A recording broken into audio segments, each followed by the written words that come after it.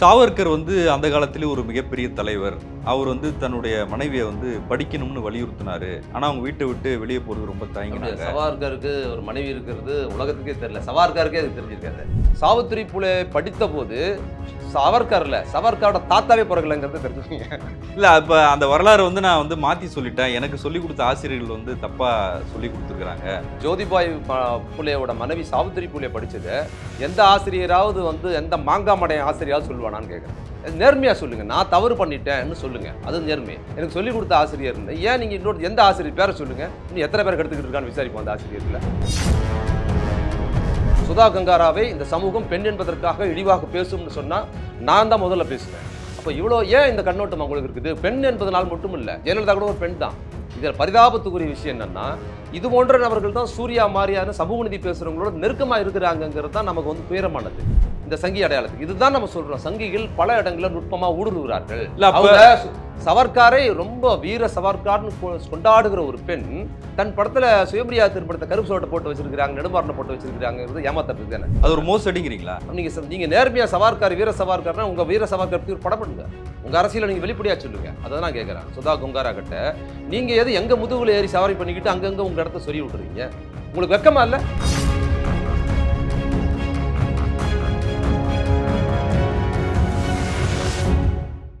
South பீட்டின் அன்பு உறவுகளுக்கு வணக்கம். நான் ஃபெலிக்ஸ் இன்பஒளி. இந்த நேர்காணலில் நாம் சந்திக்கிறப்பவர் திராவிட இயக்க சிந்தனையாளர், எழுத்தாளர் திரு வே மதிமாறன் அவர்கள். வணக்கம். வணக்கம். இயக்குனர் சுதா கோங்கரா அவங்க வந்து இறுதி சுற்று, சூரரை போற்று அப்படின்ற திரைப்படங்களை எடுத்தவங்க. இரண்டுமே வந்து முற்போக்கான படங்கள் அப்படின்னு பேசப்பட்டது. இல்லை, அந்த ரெண்டு படங்கள் குறித்தும் அவங்க கிட்ட சங்கீத்தனம் கூடுதலாக இருக்குங்கிறது அது வந்த போதே நான் பதிவு பண்ணியிருக்கிறேன். எதையுமே நீங்கள் முன்கூட்டியே சொல்லுவீங்க, அது சர்ச்சையாகவும் ஆகும். அது என் கருத்து இல்லை, அவங்க எப்படி இருக்கிறாங்கங்கிற கருத்தை அவங்களோட படைப்புலேருந்து நம்ம சொல்கிறோம். அதில் நீங்கள் மேல்பூச்சா இருக்கிற விஷயம் அவங்களுக்கு ஒரு முற்போக்கு அடையாளத்தை கொடுக்குது. காலப்போக்கில் அவங்க தங்களை அம்பலப்படுத்திக்கிறதுக்கு புதுசாலாம் அவங்க வந்து சொல்லிட மாட்டாங்க. அவங்ககிட்ட அந்த கூறுகள் இருக்குது. அந்த படங்கள்லேயே அது வெளிப்படையாவது செஞ்சாங்க. அதை நான் அப்போவே சொன்னபோது, அந்த சூரரை போற்று சமயத்தில் சொன்னபோது, சூரரை போற்றுக்கு அவ்வளவு ஆதரவு கொடுத்து அதை வந்து எனக்கு எதிராக பேசினவங்கலாம் இருந்தாங்க. அப்போ அந்த சூரரை போற்று படத்தில் கூட பார்த்தீங்கன்னா, அது ஒரு கன்னட பார்ப்பனரை பற்றியான ஒரு கதை. அதையே அவங்க என்ன பண்ணுறாங்க, கோபிநாத்ங்கிற ஐயங்காரை அவங்க என்ன பண்ணுறாங்க, மாற்றி வந்து நெடுமாறன்னு போட்டு சூர்யாவை அந்த கேரக்டரில் போட்டு அதுக்கு ஒரு சுயமரியாதை திருப்பணும், கருப்பு சட்டை போட்டுட்டாங்கல்ல, அவ்வளோதான். நீங்கள் ஜெயேந்திர சரஸ்வதி வாழ்க்கையை கூட மதிமாறங்கிற பேரில் பேர் வச்சுட்டு அவரை வந்து ஒரு சுயமரியாதை திருமணத்தை ஆதரித்து பேசினார். அப்புறம் வந்து காஞ்சிபுரத்தில் வந்து கோயில் வந்து தலித் மக்களுக்கு தனி கோயில் கட்டி கொடுத்தாரு, நீங்கள் ஏன் அந்த கோயிலுக்கு வரீங்கன்னு கட்டி கொடுத்தாரு. அது இல்லாமல் பெண்கள் மத்தியில் அது மாதிரி அவர் வந்து இது வரைக்கும் இந்த சங்கராச்சாரி மாதிரி இல்லை, அவர் பெண்கள் கூட சகஜமாக பழகுவார், அவர் ரொம்ப இயல்பானவர்னு சொல்லி ஒரு படம் எடுத்தால் அதையும் ஆதரிச்சிருவாங்க நம்ம ஆட்கள். இல்லை, அதாவது ஒரு பெரியார் அம்பேத்கர் படங்கள் வருது, அப்போ அந்த சுயமரியாதை திருமணத்திலேயே அதெல்லாம் அந்த படங்கள் அந்த அடையாளங்கள்லாம் இருக்கும். அப்போ நம்ம கருத்தை நோக்கி ஒருத்தர் வராங்கன்னா அவங்க நம்ம அரவணைக்கணும்ல. நம்ம கருத்தை நோக்கி வரல. அந்த அந்த அந்த அந்த கதை பின்புலத்துக்கு ஒரு முற்போக்கு அடையாளத்தை சூர்யாவுக்காக அதை கொடுக்குறாங்க. நீங்கள் அந்த கோபிநாத் ஐயங்கார் கதையில் சூர்யாவுக்கு பதில் மாதவன் ஐயங்கார் நடிச்சிருந்தாருன்னு வச்சுங்க, அவங்க அந்த அம்மாவோட ஃபேவரட் ஹீரோ அவங்க தான் நடிச்சிருந்தாருன்னு வச்சுக்கோங்க, அந்த படம் அட்டர் ஃப்ளாப் ஆகிருக்கும். நீங்கள் மாதவனை வந்து நெடுமாறன் போட்டு எடுத்திருந்தா கூட அந்த படம் போயிருக்காதுங்கிறது வச்சுக்கோங்க. அது ஒரு பின்புலம் ஒன்று. சூர்யாவை போட்டு எடுத்ததுனால அதை ரிலேட் பண்ணுறதுக்கு சூர்யாவோட சமீபகால அந்த படம் வந்த போது அவரோட அரசியல் நடவடிக்கைகளை நீட்டுக்கு எதிராக பேசினது, பெரியார் குறித்து பேசின அந்த பின்புலம் இருக்குல்ல, அந்த பின்புலமும் இந்த கருப்பு சட்டையும் சுயமரியாதையும் நெடுமாறனுங்கிற பேர் சிங்க் ஆயிடுச்சு. அதுதான் அது சிங்க் ஆயிடுச்சு. தமிழ் சினிமாவின் போக்கு மாறுது, அந்த போக்குக்கு ஏற்ற மாதிரி வந்து ஒரு இயக்குனர் சிந்திக்கிறாங்கன்னா, இல்லை, அவங்க அவங்க அப்படி சிந்திக்கல. அந்த கதை கண்டென்ட்டே வேற ஒன்றா இருக்குது. அதில் ஒரு விஷயம் அது ஒரு மோசடிங்கிறீங்களா? ஆமாம், அது ஒரு மோசடி. ஒரு கோபிநாத்ங்கிறோட வாழ்க்கை வரலாறு படமாக எடுக்கிறாங்க. அப்படி வாழ்க்கை அவரோட புத்தகத்தை பேஸ் பண்ணி தான் அந்த படம் எடுக்கிற படத்தின் முடிவிலேயே ஒரு படத்தெல்லாம் காட்டுறாங்க. ஆமாம், காட்டுறாங்க. அப்படின்னா நீங்கள் என்ன பண்ணணும்னா, நீங்கள் வந்து அந்த கதைக்கு வந்து கற்பனையாக சில விஷயங்களை காதலை சொல்லலாம், வேற ஏதாவது போனாருங்கிறதெல்லாம் சொல்ல முடியும். பெத்த அப்பா அம்மாவே நீங்கள் மாற்றுவீங்களா? ஒருத்தரோட லைஃப் ஹிஸ்டரியை படமாக எடுக்கும்போது பெத்த அப்பா அம்மாவே மாற்றி எடுக்கிறது என்ன ஒரு மோசடி இல்லை அது? அப்போ நீங்கள் வந்து ஒரு இன்ஸ்பிரேஷன்ங்கிறதுல நீங்கள் வந்து வேற கற்பனையாக நீ காதலை சொல்லலாம், சண்டை போட்டார் அதெல்லாம் கூட நீங்கள் சொல்லிக்கலாம் ஹீரோவுக்காக. அப்போ அவங்க அப்பா அம்மா ஒரு பிறப்பு சார்ந்த விஷயத்தையும் மாற்றி காட்டுறீங்கன்னா உங்களுக்கு உள்நோக்கம் இருக்குது. அவர் ஒரு கன்னட பார்ப்பனர். அப்போ இவரை வந்து ஒரு விளிம்புநிலை சாதியாக காட்டுறீங்க. தமிழ் பேசுகிற நெடுமாறன்கிற ஒரு தமிழராகவும் விளிம்புநிலை சாதியாகவும் காட்ட வேண்டிய அவசியம் உங்களுக்கு ஏன் நேருதுன்னா, இது தமிழ் சூழல். இந்த சூழலில் அந்த கேரக்டர் ஐயங்காரா, கன்னட பார்ப்பனராக இருக்கிற ஐயங்காரை போட்டு இங்கே படம் எடுத்தால் அந்த படம் ஓடாது தமிழ் சூழலில். இதுதான் அது மார்க்கெட் வேல்யூ தீர்ப்பாடு. இதுதான் அவங்களுக்கு ஒரு முற்போக்கு அடையாளம் கொடுத்தது. இதில் இன்னொரு விஷயம் சொல்றேன்.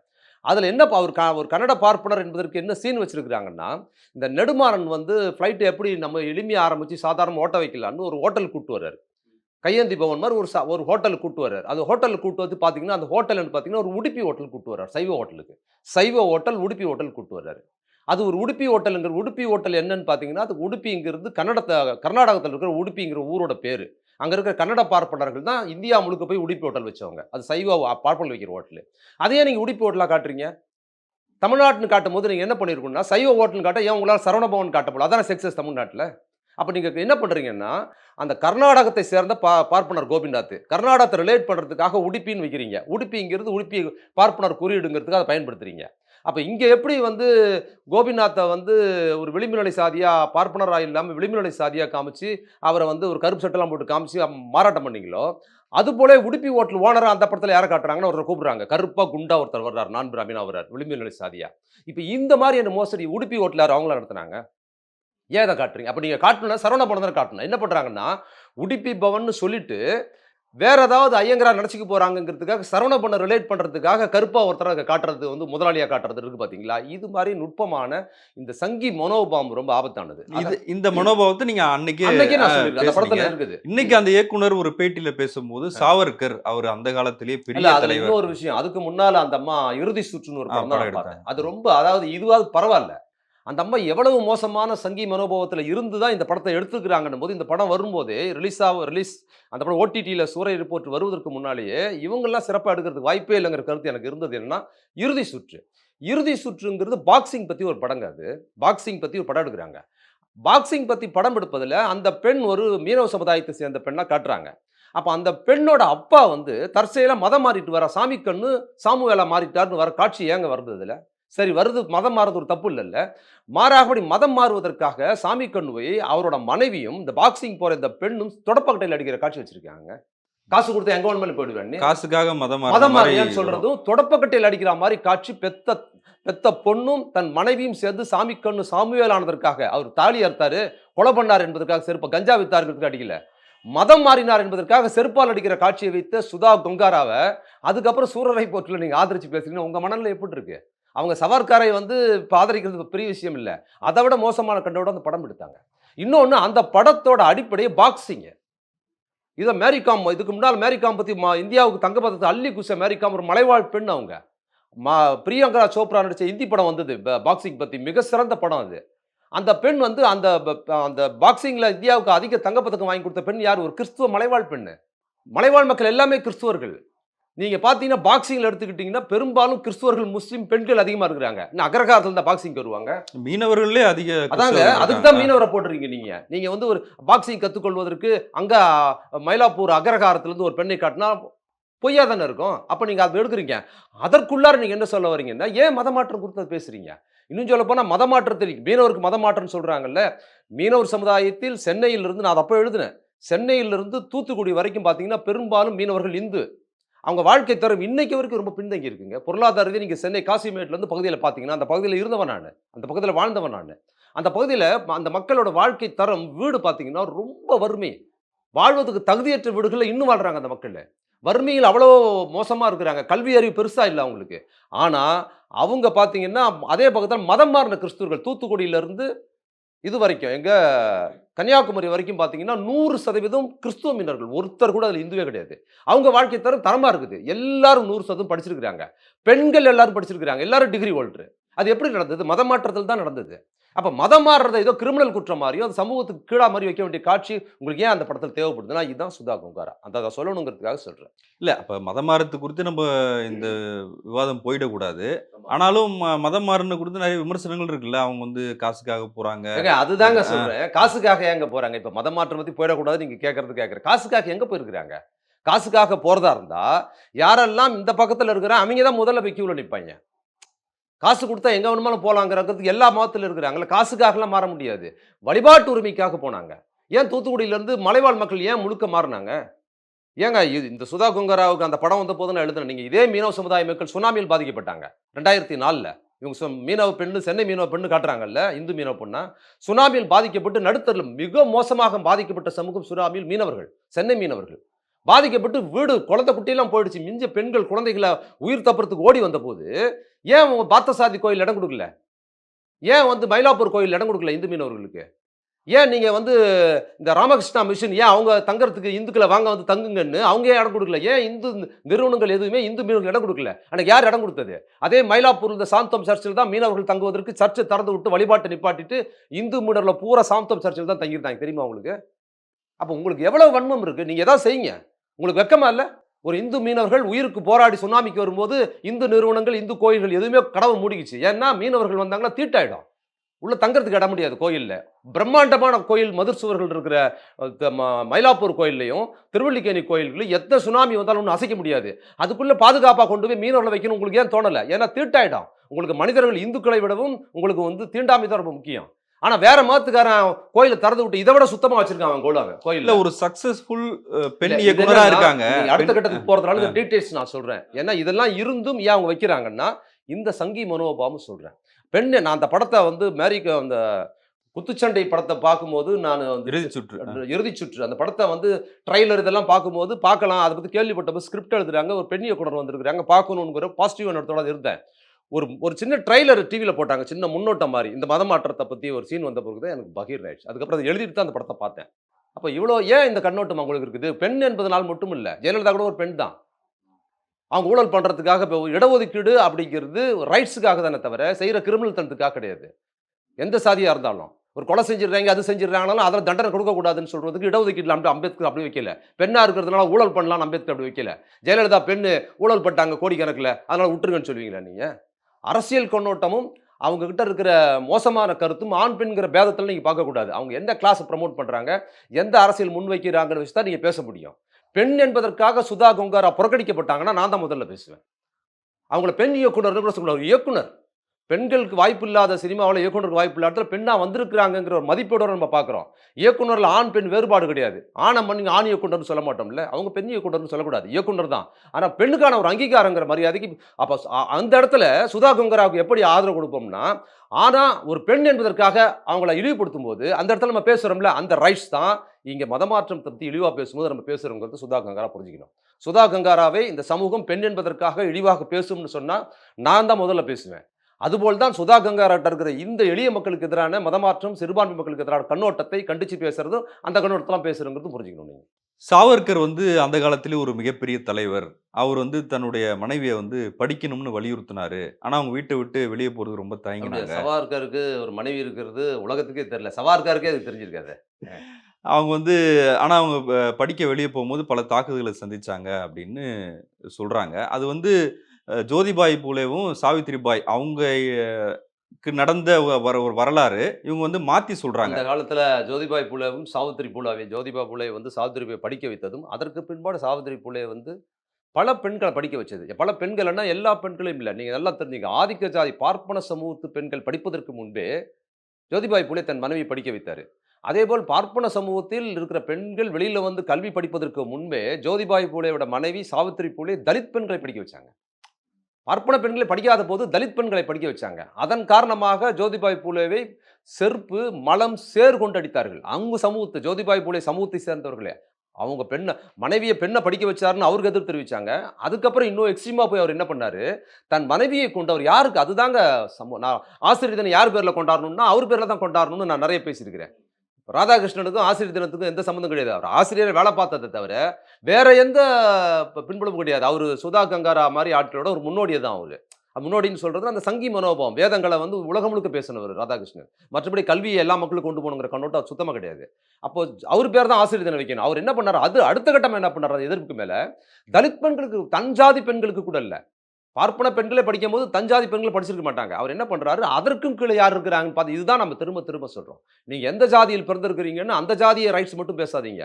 உங்க ஜாதிக்கு கீழ இருக்கிற உங்க ஜாதியே அந்த ஜாதிக்கு மேல இருக்குதுன்னா, அவங்க எவ்வளோ நீங்களே வறுமையிலயும் ஜாதி கொடுமையில இருக்கிறீங்கன்னா, உங்களுக்கு கீழ 4 ஜாதி இருக்குதுன்னா, அந்த ஜாதி மக்கள் எவ்வளோ துயரப்படுவாங்கங்கிற கண்ணோட்டத்தை பார்ப்பது தான் ஜாதி ஒழிப்பின் அடிப்படைங்கிறத திரும்ப திரும்ப நம்ம சொல்றோம். அது ஜோதிபாய் பூலே அப்பவே பார்த்திருக்கிறாரு. அவரு சாவித்திரி பூலாவுக்கு தலித் பெண்களுக்கு படிக்கிறதுக்கு அனுப்புறாரு. போம்போது அந்த அம்மா 2 படம் எடுத்துட்டு போவாங்க அந்த அம்மா சாவித்திரி பூலே. இந்த சந்தர்ப்ப பயன்படுத்தி அதை நான் சொல்றேன். 2 புடவ எடுத்துட்டு போகும்போது ஒரு புடவ கட்டிட்டு போவாங்க. அந்த புடவ பூரா சேரும் மலமும் ஆயிடும் அங்க போனதுக்கப்புறம். அத கழட்டி அங்க வச்சுட்டு இன்னொரு புடவைய கட்டிக்கிட்டு, அங்க இருக்கிற தலித் பெண்களுக்கு கல்வி குடுத்துட்டு திரும்பி வருவாங்கங்கிறது தான் அவ்வளோ தன் உயிரை அர்ப்பணித்து தியாகத்தோடு கல்வி குடுத்தவங்க தான் சாவித்திரி பூலேங்கிறத புரிஞ்சுக்கங்க. சாவித்திரி பூலே படித்தபோது சவர்க்கார் இல்ல, சவர்க்காரோட தாத்தாவே பொறக்கலங்கிறத தெரிஞ்சுக்கங்க. இல்ல அப்ப அந்த வரலாறு வந்து நான் வந்து மாத்தி சொல்லிட்டேன். எனக்கு சொல்லிக் குடுத்த ஆசிரியர்கள் வந்து தப்பா சொல்லிக் குடுத்துருக்காங்க. அப்படின்னு ஒரு வருத்தம் தெரிவிச்சிருக்காங்க.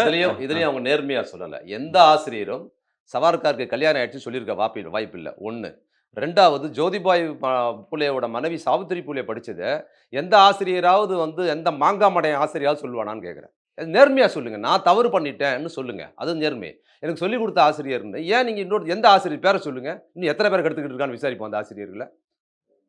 அப்ப இதுல என்ன தெரியுதுன்னா, அவங்களுக்கு ஒரு அப்புறம் ஒரு தகவல் தவறா வந்து சரி. சேர்ந்திருக்கு. ம். அதுக்கு இப்ப வருத்தம் தெரிவிச்சிருக்காங்க. நான் வந்து ஜோதிபா புலேவையும், சாவித்திரிபாயையும் மதிக்கிறேன் அப்படின்னு சொல்லியிருக்காங்க. அதுல இன்னொரு விஷயம் என்னன்னா, இவங்க வந்து ஜோதிபாய் பூலே மதிக்கிறதெல்லாம் இருக்கட்டும். இவங்க தவறான தகவல் சொல்லும்போது கூட, இவங்களோட சங்கி மனோபாவத்தின் கூறான்னு தெரியுமா? சவர்க்கர் பத்தியான இவங்களோட மதிப்பீடு தெரிஞ்சிருக்கு. அதான் முக்கியம். இவங்க தவறான தகவல் சொன்னது ஒரு குற்றமாவே கருதல நானு. யார் வேணுமானாலும் சொல்லலாம். தெரியாம சொல்லிட்டேன்னு சொல்லலாம். ஜோதிபாய் பூலேவே இன்னொருத்தர் பேர்ல சொல்லிட்டான். ஜோதிபாய் பூலே பண்ணத நான் பெரியார்ன்னு சொல்லிட்டேன். மணி அம்மைன்னு சொல்லிட்டேன்னா தவறு கிடையாது. ஆள மாத்தி கூட சொல்லலாம். தப்பில்ல. மாறாக ஜோதிபாய் பூலே பண்ணத அம்பேத்கர் பண்ணார்ன்னு சொன்னா தப்பில்ல. திருத்திக்கலாம். ஜோதிபாய் பூலே பண்ணத சவர்க்கார் பண்ணார்ன்னு சொல்றதுல இருக்கு பார்த்தீங்களா? இவங்க கிட்ட ஜோதிபாய் பூலே பத்தி இவங்களுக்கு தெரியலங்கிறத விட்டுருங்க. சவர்க்கார் பத்தியான இவங்க மதிப்பீடு என்னங்கிறது வெளிய தெரிஞ்சிருக்கு. சவர்க்கார் எவ்வளவு ஒரு கிரிமினலான ஆளு. இன்னைக்கு இருக்கிற சங்கித்தனத்தின் எல்லா வடிவமும் அவர்தான். எளிய மக்களுக்கு எதிராக, சாவித்திரி பூலே யாருக்கெல்லாம் கல்வி குடுத்தாங்களோ அவர்களுக்கு எதிராக, இஸ்லாமியர்களுக்கு எதிராக மிக மோசமான, பயங்கரமான ஒரு சங்கி தான் சவர்க்கார்ன்னு உலகத்துக்கே தெரியும். அப்ப அந்த சவர்க்கார் குறித்து சுதா கொங்கராவோட மதிப்பீடு என்னங்கிறது அதுல தெரியுது. சவர்க்கார் குறித்து அவங்க சிறப்பா பார்க்குறாங்க. தவறான சவர்க்கார் வந்து பொலிட்டிக்கல் இன்ஃப்ளூயன்ஷியல் அவர் அப்பவே பெரிய அதாங்க தலைவரா இருந்தாரு சவர்க்கார் பற்றி அப்படின்னு சொல்றாங்க. சவர்க்கார் ஒரு சங்கின்னு சொல்ல முடியாது. சவர்க்கார் மிக மோசமான நபராக இருந்திருக்கிறார். இஸ்லாமியர்களுக்கு எதிராக, எளிய மக்களுக்கு எதிராக இருந்தார். காந்தி கொலையின் மூளையாக இருந்து செயல்பட்டவர். காந்தி கொலையில அவரோட சீடர்கள் தான் கோட்சே எல்லாருமே. கோட்சே, நாராயண ஆப்தே எல்லாருமே அவர் தயார் பண்றாரு. அவர் தான் மூளையா இருந்து இவன ஆர்கனைஸ் பண்ணி காந்தி கொலை கொண்டு போறாரு. முதல் குற்றவாளி அவர்தான். ஆனா வல்லபாய் போட்டே பண்றது போல என்ன பண்றாங்க, இவங்க இன்ஃப்ளூயன்ஸ் பண்ணி அவரை கொண்டு போய் கடைசி குற்றவாளியா அந்த பட்டியல்ல சேர்க்கிறாங்க. சவர்க்கார காந்தி கொலையில. கடைசி குற்றவாளியா ஏன் சேர்த்தாங்கன்னா, அரசியல் அதிகாரத்தை பயன்படுத்தி அவர் விடுவிக்கணுங்கிறதுக்காக சேர்க்கிறாங்க. முதல்ல தான் அவர் இருந்தாரு. அவரை கொண்டு போய் வேணும்னே கடைசியில மாத்துனாங்க. அப்ப காந்தி கொலையில் வந்து பிரதானமான மூளையாக செயல்பட்டது சவர்க்கார். அப்போ உங்களோட நான் என்ன சொல்றேன், இந்த விளக்கத்தில் இன்னும் தீவிரமான அவங்களோட சங்கி மனோபாவம் வெளிப்படுத்துகின்றேன். சவர்க்கார் பத்தியான அவங்க மதிப்பீடு என்ன? அதுதான் முக்கியம். இல்ல அவரு வீர சவர்க்கர்லாம் சொல்றாங்களா இப்ப? அதுதான் சொல்றேன். அப்ப அவங்க சங்கி. சவார்கர் தான் அவங்களோட குருஜியா இருக்கிறாருன்னும்போது, சவார்கரை நீங்க வந்து சவார்கரின் கருத்த கொண்டு போய் நீங்க வந்து மறைச்சிட்டு, நீங்க இன்னொருத்தர சொல்லிட்டேங்கிறது பிரச்சனை இல்ல. சவார்கார் யாரா இருக்கிறாரு? சவார்கர் பத்தின அவங்க மதிப்பீடு இருக்குது பார்த்தீங்களா? அது அம்பலமா இருக்குது அப்படிங்கிறத நம்ம சொல்றோம். இதில பரிதாபத்துக்குரிய விஷயம் என்னன்னா, இது போன்ற நபர்கள் தான் சூர்யா மாரியான சமூக நீதி பேசுறவங்களோட நெருக்கமா இருக்கிறாங்கங்கிறது தான் நமக்கு வந்து துயரமானது. அப்ப என்ன பண்றாங்கன்னா, இவங்கலாம் அடையாளப்பட்டு சக்சஸ் ஆகுறாங்க. சூரரை போற்ற இந்த அம்மா டைரக்ட் பண்ணலன்னா, இவங்க யாருமே கிடையாது ஆளு. இவங்களுக்கு படமே இல்ல. அவ்வளவுதான். அப்ப சூரரை போற்றுல சூர்யாங்கிற ஒரு ஸ்டார்ல இந்த மாரி ஸ்டார் மட்டும் இல்ல, ஒரு பொலிட்டிக்கல் பின்புலம் கொண்ட, சமூக நீதி அரசியல் பின்புலம் கொண்ட சூர்யா படத்த இயக்குனதுனால, இவங்க ஒரு பாப்புலரான ஃபிகரா தமிழ்நாட்டுல மாறுறாங்க. இந்த சங்கி அடையாளத்துக்கு. இதுதான் நம்ம சொல்றோம். சங்கிகள் பல இடங்கள்ல நுட்பமா ஊடுருவுகிறார்கள். இல்ல அப்ப அவங்க சவர்க்காரை ரொம்ப வீர சவர்க்கார்ன்னு கொண்டாடுகிற ஒரு பெண், தன் படத்துல சுயமரியாதை திரைப்படத்த கருப்பு சட்டை போட்டு வச்சிருக்காங்க, நெடுமாறன போட்டு வச்சிருக்காங்கங்கிறது ஏமாத்துறதுக்கு தானே. இல்ல அப்ப ஒரு முற்போக்கு அடையாளத்த பேசுனா, இங்க வந்து வியாபார ரீதியா, வணிக ரீதியா வெற்றி அடைய முடியுன்ற தன்மை இருக்கா? ஆமா, இங்க நீங்க தமிழ்நாட்டுக்குள் சினிமா மட்டும் இல்ல, தமிழ்நாட்டுக்கு அரசியலுக்குள்ளார இந்திய ஆதரிச்சு நீங்க பேச முடியாது. பாஜக இந்திய எல்லா மாநிலத்தில எடுத்தாலும், இங்க வந்து இந்திய ஆதரவு அவங்க பேசுறதே இல்ல. பாஜக ஏன் பேசுறாங்க? நீட்ட வந்து ஜஸ்டிஃபை பண்ணி இங்க பேசுறாங்களா? பேசுறது இல்ல. அப்ப தமிழ்நாட்டு அரசியல் என்பது கடந்த 50, 60 ஆண்டுகள்ல இங்க வந்து மொழி உணர்வு, சமூக நீதி, சிறுபான்மை மக்களின் ஆதரவு, இடஒதுக்கீடு, கல்வி, வேலைவாய்ப்புன்னு ஒரு பேக்கேஜ் இருக்கு. அந்த பேக்கேஜ உடைச்சுட்டு இங்க யாரும் இயங்க முடியாதுங்கிறத புரிஞ்சுக்கங்க. அதனால அவங்களுக்கு தேவைப்படுது. அப்ப இது மாரி ஆட்களுக்கு அது பயன்படுது. அப்ப நீங்க நேர்மையா சவார்கார், வீர சவார்கார்னா உங்க வீர சவார்கார் பத்தி ஒரு படம் பண்ணுங்க. உங்க அரசியல நீங்க வெளிப்படையா சொல்லுங்க. அத நான் கேட்கிறேன். சுதா கொங்காரா கிட்ட நீங்க எங்க முதுகுல ஏறி சவாரி பண்ணிக்கிட்டு அங்கங்க உங்க இடத்த சொருவி விடுறீங்க? இறுதி சுற்றுல சொருவுறீங்க. எங்க கருத்தா உங்க கருத்தா நீங்க சொல்லுங்க. கொங்காராங்கிறத பார்ப்பன குறியீடா பார்க்கல அவங்க. பார்ப்பன சமூகம் அது கிடையாது. ஆனா நீங்க வந்து இந்த ஐடியாலஜி இருக்குல்ல, அதுதான் நம்ம சொல்றோம். நீங்க பார்ப்பனரா பார்ப்பனர் இல்லங்கிறது எனக்கு முக்கியம் இல்ல. உங்க ஐடியாலஜி என்னவா இருக்குது? எளிய மக்களுக்கு எதிரான ஒரு சங்கிகளை ஆதரிக்கிற மனோபாவமும், சங்கி குணாம்சம் கொண்ட ஒரு நபராவும் நீங்க இல்ல இருக்கிறீங்கிறத அது நான் ஒரு சொல்றேன். அறியாமையிலிருந்து வெளிப்படலாம்ல அது. அறியாமலாம் கிடையாது. அவங்க இன்னொரு படம் ஒரு இது பாவக்கதைகள்னு ஒண்ணு எடுத்தாங்க. ஆமா. அந்த பாவக்கதைகள்னு இது இருக்குது. அது அந்த பாவக்கதைகள்ல திருநங்கை திருநங்கை ஒரு சம்பந்தமா. முஸ்லீமா போடுறாங்க. அத ம். நல்லா பாருங்க. இந்த நுட்பமான சங்கிகள் தான் ஆபத்தானது. ஏன்னா, நம்ம சூழலுக்கு ஏத்த மாரி கதை சொல்றாங்க. நீங்க அந்த கதைய நீங்க மேலோட்டமா பார்த்துட்டீங்கன்னு வச்சுக்கங்களேன், ஐயோ! இஸ்லாமியர் ஒரு எடுத்திருக்காங்க. இஸ்லாமியர் தியாகம் பண்றாரு கடைசிலங்கிற மாரி வரும். நீங்க பார்த்தீங்கன்னா, பாக்யராஜ் பையன் ஹீரோவா நடிச்சிருப்பாப்புல. அவன் ஒரு இந்து ஆவாப்புல. இந்த பையன் வந்து முஸ்லீம் சர்தார் கேரக்டர்ல வருது. ச திருநங்கையா நடிக்கிறவரு. முஸ்லீம் சர்தாரா வராரு. இதுல என்ன லீடு வருதுன்னா, இந்த சர்தாரோட தங்கச்சிய தான் இந்துவா இருக்கிற பாக்யராஜ் பையன் கல்யாணம் பண்ணிக்கிறாரு. இதுதான் பிரச்சனை. அப்ப கிளைமாக்ஸ்ல என்ன ஆகுதுன்னா, பிரச்சனை இவங்களுக்கு சேர்த்து வச்சுட்டாருங்கிறதுனால சர்தார வந்து ஊர்ல இருக்கிற ரவுடிகள் கொலை பண்றாங்கன்னு காட்டப்படுது. மாறாக அந்த அந்த சீன்ல ஒவ்வொரு சீனா போய் கதவு தட்டுறது, வீடு வர்றது இந்த டீட்டெயில் அதிகமா தேவையில்லாம பேசிக்கிட்டு இருக்கிறேன். போய் வர்றதுன்னு பார்த்தீங்கன்னா, அதுல வந்து பார்த்தீங்கன்னா, திருநங்கை என்பதற்காக தான் கொலை செய்யப்பட்டார்ன்னு ஒரு காட்சியும் வருது. அவங்க அப்பா, அம்மா இன்னொரு விஷயம் என்னன்னா, அவர் ஒரு இஸ்லாமிய சமுதாயத்தை சேர்ந்த ரவுடிகள் கொலை பண்ண வந்துட்டாங்கன்னு இவரு சுத்தி சுத்தி ஒவ்வொரு வீட்டுக்கு யார் வீடும் கதவு திறக்கல. இந்துக்கள் யாருமே திறக்கலன்னு வச்சுக்கோங்க. முஸ்லீம் மட்டும் திறக்கலன்னு வச்சுக்கங்க. அவங்க அப்பா, அம்மாவும் திறக்கல. அவங்க அம்மா சொல்றாங்க ஒரு வசனம். "ஏய் போயிடுடா, நீ ஆம்பளையா பொம்பளையான்னே தெரியல" அப்படின்னு அந்த அம்மா ஒரு பெத்த தாய் தன் மகன பார்த்து சொல்ற மாரி ஒரு வசனம் வச்சிருக்காங்க. இதுல முஸ்லீம் இன்னொரு விடுங்க. அவங்க அம்மா, அப்பா கூட சேர்த்துக்கல பிரச்சனைன்னு விட்டுருங்க. ஆனா எனக்கு தெரிஞ்சு திருநங்கைகள முஸ்லீம் குடும்பத்துல மற்ற திருநங்கைகள கொண்டாடி பார்த்திருக்கிறேன் நானு. சென்னையில இல்ல ஆனா அந்த மதம் அதை ஏத்துக்கலல்ல. இல்லையே! அ, அப்படிலாம் கிடையாது. அ. இல்லையே திருநங்கைகள்லாம் இஸ்லாமியர்கள் ஏத்துக்கலான்னு சொல்லல. திருநங்கையா பல பேர் மாலிகாபூர்ன்னு படையெடுத்து வந்தவர் ஒரு திருநங்கை. இங்க பெருமளவுல இருந்த ஒரு பெரிய தளபதியா இருந்தார்ல, அவர் ஒரு திருநங்கையா இருந்தவரு. அது மட்டும் இல்ல, நெறைய இஸ்லாமிய குடும்பங்கள்ல பார்த்தீங்கன்னா, திருநங்கைகளா இருக்கிறவங்க வந்து பார்த்தீங்கன்னா, இந்து திருநங்கைகள் அவங்க குடும்பத்தில ஒரு தடவ புழங்குறாங்க. நான் சென்னை வட சென்னையில புதிய வண்ணாரப்பேட்டையில தேசிய அது ஒட்டுனு இருக்கு செரிய நகர் பகுதியில நாங்க தேநீர் விடுதி வச்சு, அங்க கடலாம் வச்சு அரசியல் பண்ணிக்கிட்டு இருந்தோம். தேநீர் விடுதி வச்சோம், அங்க தோழரோட இருந்தோம். அங்க நாங்க வீடு எடுத்து தங்கி இருந்தபோது, முஸ்லீம் பகுதியில இருந்தபோது, அந்த முஸ்லீம் குடும்பங்கள்ல இந்து சேர்ந்த திருநங்கைகள் எல்லா வீட்டுக்கும் போயிட்டு வருவாங்க. குடும்பத்தோட ஒருத்தரா தான் இருப்பாங்க. இன்னொன்னு திருநங்கைகள் கிட்ட ஆசீர்வாதம் வாங்குவது, அவங்க வாழ்த்து சொல்வது நமக்கு மரியாதைக்குரியதுங்கிற மனோபாவம் இஸ்லாமியர்கள்ட்ட உண்டு. அப்ப நீங்க ஒருத்தர் கூட திருநங்கை என்பதற்காக அவங்கள ஆதரிக்கல, மத்த முஸ்லீம் கூட ஆதரிக்கலன்னு காட்டுற ஒரு கண்ணோட்டம் ஒண்ணு. கடைசியில வந்து பார்த்தீங்கன்னா, அந்த படம் முடிஞ்சு எல்லாம் தியாகம் பண்ணி ஒரு கொலை பண்ணிடுறாங்க. செத்த பிறகு ஊர விட்டு போன சர்தாரோட தங்கச்சியும், இந்து மாப்பிள்ளையும் ஊருக்கு வந்து இறங்குறாங்க. வந்து இறங்கும்போது எப்படி காட்சி வச்சிருக்காங்கறது முக்கியம். நீங்க மதமாற்றத்தை வலியுறுத்தி அந்த படத்துல வச்சிருக்காங்கல்ல, தவறுன்னு துடப்பக்கட்டையில அடிக்கிற சீனு. அதோட லீட் இதுல எப்படி இருக்குன்னா, வந்து 2 பேரும் இறங்கும்போது, அவரு வந்து பட்டையோட வந்து இறங்குறாரு. இந்த அம்மா பர்தாவோட வந்து இறங்குது. ஆனா நடைமுறை சாத்தியம் நடைமுறையில என்னன்னா, ஒரு இஸ்லாமியரை ஆணோ, பெண்ணையோ ஒருத்தர் விரும்புனாங்கன்னா, இஸ்லாமியரா, இந்துவோ வேற சமூகத்த தான் மதம் மாறுவாங்கங்கிறது தான் நடைமுறை. ஆனா இவங்க இறங்கும்போது என்னன்னா, அவங்கவங்க மதம் அவங்களுக்கு யாரும் மதம் மாறல. இதுல என்னன்னா, மதம் வந்து இந்த அம்மா மாற முடியாது. யாரு? முஸ்லீம் பெண் வந்து இந்துவா மாற முடியாது. அந்த அம்மா மாறணும்னு விரும்பினாலும், ஏன் அப்துல் கலாம் மாறணும்னு விரும்பினாரு, அவரால மாற முடியல. இந்த குஷ்பு மாறணும்னு விரும்பினாங்க. ஆதரவாளரா இருக்கலாம். ஏன்னா, இந்து மதத்துக்குள்ள போனா, எந்த சாதியில இருக்கிறதுன்னு இருக்கு. அந்த சாதியில சேர்த்துக்க முடியாது. எந்த சாதியிலும் சேர்த்துக்க முடியாது. எந்த சுடுகாட்டுல புதைக்கிறது. இந்து மதம் வந்து சாதியா இருக்குது. ஒரு முஸ்லீம் சாதியற்றவரா இருக்கிறாங்க. ஒரு இந்துவா அவங்க விரும்பி வந்தாலும், சாதிக்குள்ள தான் இருக்க முடியும். ஆனா வாழ்நிலையில அவங்க அந்த வாழ்நிலையில யாரும் அடையாளப்படுத்திக்கிறாங்க. இல்ல வாழ்நிலையில குஷ்பு மாரி, அப்துல் கலாம் மாதிரி, வேலூர் இப்ராஹிம் மாரி இந்துவா வாழ முடியலையேன்னு அடையாளத்த வாழிக்கலாமே தவிர, ஆனா இந்துவா அவங்க இந்து அந்த மதத்துக்குள்ள ஸ்ட்ரக்சர்க்குள்ள போ முடியாது. போக முடியாது. அது இந்து மதமே தடை பண்ணி வச்சிருக்கு. அப்ப மதம் மாற முடியாது. முஸ்லீம் விரும்பினாலும் மதம் மாற முடியாது. யார் மாற முடியும்? ஒரு இந்து தான் மாற முடியும். அவர் மாறல அப்படின்னு மதமாற்றத்த அந்த படத்துல வலியுறுத்துனாங்கல்ல, இதுல அழகா அத நிப்பாட்டுறாங்க. இல்ல அது ஒரு மத நல்லிணக்கம்னு பார்க்க முடியாதா? அவங்க வந்து பகுத்தறிவாளரா தான் அத நம்ம பார்க்கலாம். இப்போ கடவுள் மறுப்பாளரா இருக்கிறவங்க முஸ்லீமை கல்யாணம் பண்ணிக்கிட்டாலும், எந்த அடையாளமும் இல்லாம சுயமரியாதை திருமணத்தை பண்ணிக்கிட்டு வந்திருக்கிறாங்கங்கிறத எங்க தோழர்கள் பண்ணியிருக்கிறாங்க. இப்ப எங்க வீட்ல அப்படி நடக்கணும்னு நாங்க அப்படித்தான் நடத்துவோம். எந்த மத பின்புலத்தையும் நடத்த மாட்டோம். அது வேற. ஆனா இவங்க அந்த கண்ணோட்டம் இல்ல. அதுல இன்னொரு விஷயம் முடியும்போது அவங்க ரொம்ப புத்திசாலித்தனமா கடைசில ஒரு டயலாக் வச்சிருக்காங்க. மதம் மாறல இந்துங்கிறது மட்டும் இல்ல. அந்த குழந்தைக்கு என்னம்மா பேர் வச்சேன்னு பையனோட அப்பா கேட்கிறாரு. இந்து அப்பா இந்த பொண்ணுகிட்ட. என்ன பதில் வருது தெரியுங்களா? இன்னும் குழந்தைக்கு இன்னும் பேர் வைக்கலப்பா. நமக்கு தோணும்ல என்ன பேர் வச்சாங்கன்னு மதத்த கண்டுபிடிச்சிடலான்னு. அதுக்காக ஒரு என்ன பேர்? இன்னும் பேர் வைக்கலப்பா அப்படின்னு வச்சிருக்காங்க. சரி அதோட முடிச்சிருந்தா கூட பரவாயில்லங்களாம். அதுக்கப்புறம் அந்த பொண்ணு ஒரு பதில் சொல்லுது. முஸ்லீம் மருமக என்ன சொல்லுதுன்னா, என் மாமனாரும், மாமியாரும் என்ன விரும்புறாங்களோ அந்த பேர வைக்கிறேன்ப்பா அப்படின்னு சொல்லுது. மாமனார், மாமியார்ன்னா முஸ்தபாவை என்ன சொல்லுவாங்க? என்ன வைப்பாங்க? இந்து பேர் தான் வைப்பாங்க. அப்ப ஏன் அப்படி முடிக்கிறீங்க? இந்த மாரி நுட்பமான விஷயங்கள ஒவ்வொருத்தர் சூழல கருதி, சமூக செட்டப் கருதி தங்களோட அரசியலை அங்கங்க சொல்லிக்கிட்டு தான் இருக்கிறாங்க. நேரம் போதும் சவர்க்காரின் பேத்தியா தான் விருசோர் கொண்டு நிக்கிறாங்கங்கிறது இது புதுசு இல்ல. அவங்ககிட்ட அந்த கூறுகள் இருக்குதுன்னு சொல்றேன். பல விஷயங்கள் நீங்க முதல்ல பேசி அதுக்கப்புறம் அது பாத்தீங்களா நான் முன்னாடியே சொன்னேன் அப்படின்றத பல பேட்டிகள் நம்ம பல பேசியிருக்கோம். பேட்டிகளை இதுன்னு இல்ல, பல்வேறு அரசியல் விஷயங்களில் நான் முன்கூட்டி அதான் நான் சொல்றேனே, நான் என் கருத்தை அவங்க மேல திணிக்கிறது இல்ல. மத்தவங்கலாம் என்ன பெறுதுறாங்கன்னா, ஆதரவா ஒரு கருத்து சொல்லிட்டாங்கன்னா, அவங்க கருத்தை கொண்டு போய் ஆதரவு நிலையில அவங்க மேல திரிச்சுட்டு அவங்கள பாக்குறாங்க. அப்படி கிடையாது. அவர்கள் என்னவாக இருக்கிறார்கள்னு பார்க்கிறது ரொம்ப முக்கியம். என் கருத்தை 2 இடத்துல பிரதிபலிச்சுட்டாங்கங்கிறதுக்காக நான் ஆதரிச்சிட முடியாது. அவங்க ஏன் அத சொல்றாங்க? மத்த செட்டப்ல என்னவா இருக்கிறாங்க? அவங்களோட ஐடியாலஜி என்ன? ஏன் இத சொல்றாங்கன்னு அவர்களை அவர்களாக பார்ப்பது தான் நான் பார்க்கிறேன். அதனால எனக்கு முன்கூட்டியே தெரிஞ்சது. இன்னைக்கு அவங்களே வந்து இல்ல சொல்லிருக்காங்க. ஒரு இன்க்ளூசிவ் பாலிடிக்ஸ் இருக்கணும். அது தப்பா கூட அத நம்ம இருக்கலாம். நம்ம எதுக்கு சொல்லி புரிய இல்ல வச்சுக்கலாம். நான் இப்படி இண்டிவிஜுவலா ஒரு தனிப்பட்ட முறையில் இருக்கிற ஒரு நபரை குறித்து இவ்வளவு விரிவாலாம் நான் பேசுனது இல்ல. அதுக்கு முன்னால சுதா கங்காரா குறித்து சூரரை போற்று படம் குறித்து பேசியிருக்கிறேன். அதனால நான் பேசினேன் அவங்கள பத்தி. அதே மாரி இறுதி சுற்றுல கூட அந்த படம் கன்டென்ட்‌க்காக பேசினேன். இப்போ அந்த படத்த பத்தி இப்போ வந்து இவ்வளோ விரிவா அவங்கள பத்தி பேச வேண்டிய அவசியம் இல்ல.